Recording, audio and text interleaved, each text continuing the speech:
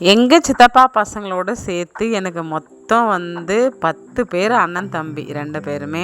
அண்ணன் தம்பி எல்லோரையும் சேர்த்தா 10 பேர் கணக்கு வரும். எங்கள் சித்தப்பா பசங்களையும் கூட சேர்த்தா எங்கள் வீட்டில் வந்து எங்கள் பெரியப்பா பசங்க 3 பேர், எங்கள் சித்தப்பாவுக்கு ஒரு சித்தப்பாவுக்கு 2 பையன், ஒரு சித்தப்பாவுக்கு 3 பையன், எங்கள் அப்பாவுக்கு 2 பையன். இவனுங்க எல்லோரையும் சேர்த்தா 10 பேர் வரும். எல்லாருக்குமே நான் தான் தோடி பொண்ணு நின்று இருக்கிறேன். இன்னும் கல்யாணம் ஆகாத 3 டிக்கெட் இருக்குது. 7 பேர் கல்யாணம் ஆகிடுச்சு, இன்னும் 3 பேர் இருக்கிறாங்க. எல்லாருக்குமே தோழி பொண்ணாக நான் நிற்கிறேன். அன்றைக்கி மட்டும் ரொம்ப சந்தோஷமாக இருக்கும். ஏன்னா என்னை விட்டு அவனுங்களுக்குலாம் யாரும் இல்லை, அக்கா தங்கச்சி தான் நிற்கணும். அதனால் வந்து ஹாப்பியாக இருக்கும், ஜாலியாக இருக்கும். இன்றைக்குமே வந்து இந்த கல்யாணம் ஆகிட்டு கரெக்டாக ஜூலை மாதம் 16ஆம் தேதி கல்யாணம் ஆச்சு. எங்கள் அண்ணன் பிரசாத் அண்ணன் அவங்களுடைய ஆல்பம்லாம் வந்துருந்துச்சு. அதனால் வந்து அந்த பென்ட்ரைவ் மட்டும் எடுத்துன்னு வந்துச்சு. எங்கே இருக்கிறேன்னு கேட்டேன். நான் வீட்டுக்கு வந்துட்டேன்டான்னு உடனே எடுத்துன்னு வந்து ஃபுல்லாக வந்து கல்யாண வீடியோ எல்லாமே பார்த்தாச்சு. எப்போவுமே எதுக்கு அவ்வளோ காசு செலவு பண்ணி வீடியோ ஃபோட்டோஸ்லாம் எடுக்கிறாங்க கல்யாணத்துலன்னு பார்த்தீங்கன்னா, நம்ம இப்படி இருந்து அதை ஒரு நினைவு தானே. அந்த பிரச்சனை எனக்கு கிடையவே கிடையாது. அதான் யாராவது சொன்னாங்க, பாப்பு உப்பு போகிறத கூட காட்டணுமா அப்படின்வாங்க குழம்புல யூடியூப்பில்.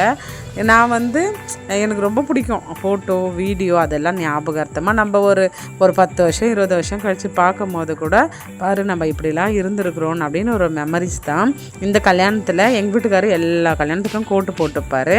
கல்யாண கோட்டே கிடையாது, ஒரு கல்யாணத்துக்கும் ஒரு கோட்டு எடுப்பார். அதுக்கப்புறம் டை அடிப்பார். டைனா கொஞ்சம் நிறைய வெள்ளை முடியெலாம் வந்துச்சு. அதனால் மச்சானுங்களுக்குனா கல்யாணம்னா மட்டும் டை அடிப்பார்.